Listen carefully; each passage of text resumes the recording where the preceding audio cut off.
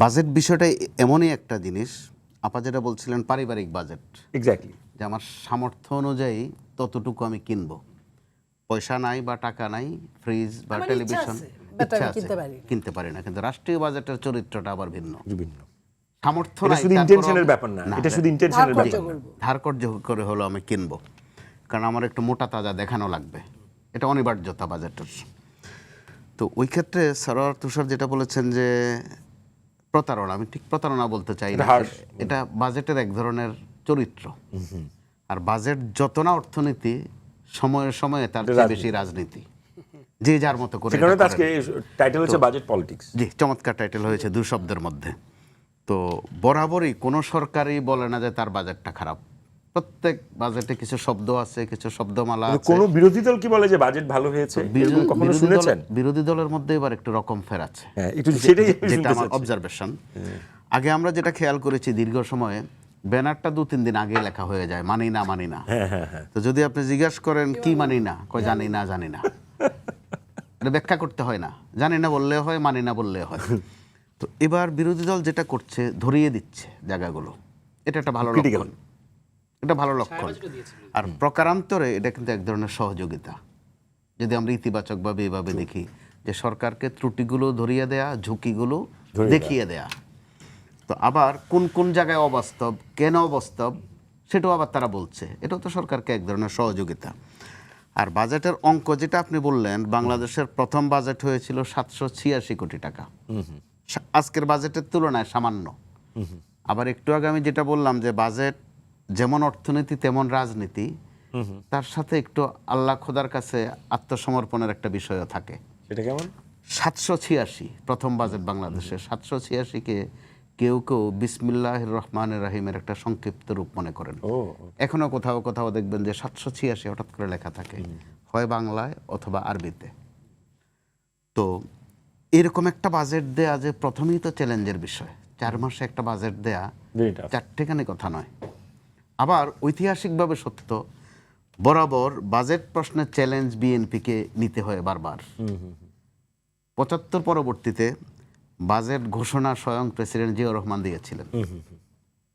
কোন পরিস্থিতিতে গেলে একজন প্রেসিডেন্ট বাজেট ঘোষণা দেন, অর্থাৎ কঠিন এক সময়ে, তখনও বলা হয়েছিল বা আশঙ্কা ব্যক্ত করা হয়েছিল যে সম্ভব কিনা যে বাজেট একজন আর্মির লোক এসে দিলেন, হোক তিনি প্রেসিডেন্ট কিন্তু সেনাবাহিনীর লোক, অর্থনীতির মানুষ না, পুরোপুরি রাজনীতির মানুষও না, তিনি শৃঙ্খলার মানুষ।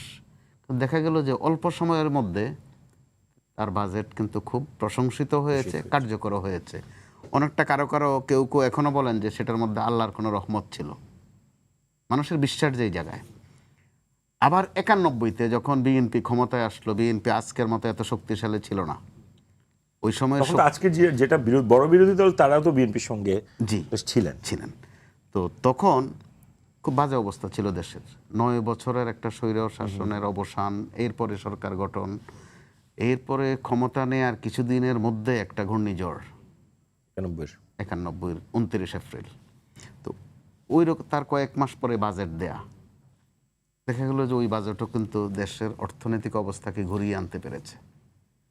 এরপরে দেখা গেল যে বিএনপির যখন এই চ্যালেঞ্জ উত্তরানোর একটা ইতিহাসও তৈরি হয়ে গেছে, অর্থাৎ খাদের কিনার থেকে দেশকে টেনে আনার।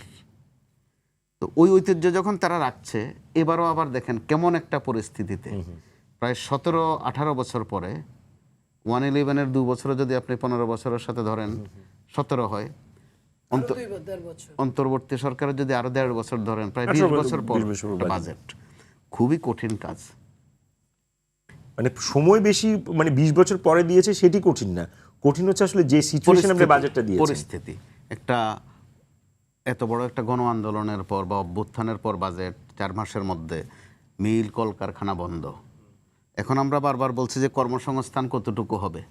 এই মধ্যবর্তী সময়ে 1.5-2 বছরে কিন্তু অনেকে কর্মহীন হয়ে গেছে। মিল কলকারখানা বন্ধ থাকাতে নতুন কর্মসংস্থান কি তৈরি করবেন? যাদের কর্মহীন হয়েছে তাদেরকে পুনর্বাসন করা, সেটাও তো একটা বড় চ্যালেঞ্জ। এরপরে বারবার যেটা কথা আসছে, এটা আরো চ্যালেঞ্জিং বিষয়।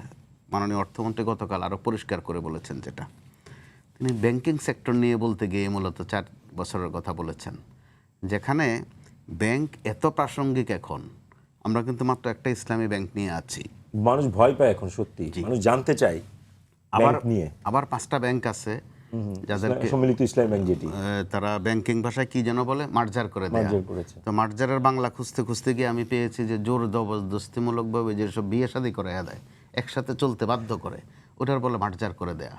আবার ঘটনাচক্র ওই 5টা ব্যাংকের সাথে কিন্তু ইসলাম শব্দটা আছে, আপনি খেয়াল করে দেখুন, কিন্তু খুব স্পর্শকাতর জায়গা। না, এগুলোর জন্য তার বর্তমান সরকারকে আমরা দায়ী করতে না, পারছি দায়ের বিষয় না, বাস্তবতা এই বলছি। চ্যালেঞ্জটা তো তাদের আছে, তাদের উপর বর্তাচ্ছে, কিন্তু করে গেছে অন্তর্বর্তী সরকার, দায় টানতে হচ্ছে তাদের। কারণ একটা এই সম্পূর্ণ দায় প্রশ্ন, টানতে গিয়ে সম্পূর্ণ প্রশ্নটা হচ্ছে আপনার কি কোনো কারণে মনে হয় যে এই মানে বাজেটটা বিরোধী দলের যে রিয়াকশনটা, মানে কুইক রিয়াকশন যেটা, এটা শুধুমাত্র মানে পলিটিক্যাল রিয়াকশন, নাকি মোর আরো একটু সময় নিয়ে আরো একটু সাপোর্টিভ ওয়েতে দেওয়ার সুযোগ ছিল? না, বিরোধী দল যখন একটা রাজনৈতিক দল, তার তো দেরি হলে আরেকটা দোষ হবে। মাত্র একদিন দেরি করেছে, আপা দেখেছেন, সুযোগটা নিয়েছেন যে সংসদে কথা বলেন নাই কেন। বাজেট ঘোষণার সময় কথাবার্তা কম বলাই ভালো। হয়তো অনেকেই তো এর আগে কি করেছে, এর আগে না, মানে এটা ঠিকই বলেছেন, কারণ I do agree। ওয়ার্কআউট করেছে জি। প্রত্যেকেই। তো এবার তো অন্তত ওয়াকআউটের আমাদের ওই অভ্যাসটা গেছে, মানে বিরোধী দলের সহযোগিতা আছে বলে ফাইল আপনার মনে হয়? ছোড়াছড়ি গেছে। কিন্তু আমি পরিস্থিতি দৃষ্টে যেটা মোটামুটি নিশ্চিত করে বলা যায়, সরকারি দল আর বিরোধী দল যদি কাছাকাছি আসে, এই বাজেট বাস্তবায়ন সম্ভব। কতখানি ম্যাক্সিমাম সম্ভব। ছোট্ট একটা উদাহরণ আপনি- দিই আপনাকে। আপনার কি মনে হয় আমরা 1 বছর পরে এই আলোচনা যখন করবো, আপনি বলতে পারবেন যে দ্রব্যমূল্য নিয়ন্ত্রণে চলে আসছে, যেটা তারা বলছে মূল্যস্ফীতি বিশেষ করে 7.5 বাজার পরিস্থিতি মূলত সরকারের উপরও নির্ভর করে না, বিরোধী দলের উপরও নির্ভর করে না। বাজারের- কিন্তু আবার যে করে, ওইটার দৃষ্টান্ত আছে। দেখেন, যখন জ্বালানি তেল নিয়ে এক অরাজকতা সারা দেশে, জি, লাইনের পর লাইন, এই লাইন কোথায় শুরু কোথায় শেষ আমরা কেউ আগামী জানি না। টেকনাফ থেকে তেতুলিয়া। হ্যাঁ, আবার মন্ত্রী বলছেন গ্যারান্টি দিয়ে যে অভাব নাই। এই কথাও আমরা দেখি যে সত্য, পুকুরে পাওয়া যায় ডিজেল, ডাক্তারের দোকানে পাওয়া যায়, কসমেটিক্সের দোকানে পাওয়া যায়। যখন সরকারি দল আর বিরোধী দল মাত্র একটু আলোচনা করলো শুধু যে কি করা হিসেব যায়, কমে গেছে। যে একটা কমিটি হবে, কমিটি কোনো ফাংশন করে নাই, কিন্তু কমিটি হবে রাতের বেলা, আলোচনা হলো দুই পক্ষ, পরদিন লাইন নাই। তার মানে হচ্ছে কি, ওই লাইনগুলো আসলো কোত্থেকে? বেলাইনকে লাইনে আনার জন্য সরকার বিরোধী দল একসাথে কাজ যদি করতে হবে, কাছাকাছি রাইটলি আসেন তারা, Rightly said। নিশ্চয়ই এই পরিস্থিতি এরকম থাকবে না, কারণ বাস্তবতাটা সবাই জানেন। জি, তুষার, আপনার বিরোধী কাছে- দল যারা আজকে, তারাও তো মজলুম, তারাও তো নির্যাতিত, তারাও তো নিপীড়িত, কিন্তু মাঝে মধ্যে তাদের ভাষা যেই পর্যায়ে যায়, মনে হয় না যে তাদের মধ্যে এ ধরনের একটা মিল মহব্বত দীর্ঘদিন বিদ্যুৎ আছে, ছিল। এটা বোঝা যায় না। ওটাও একটা পলিটিক্স হয়তো বা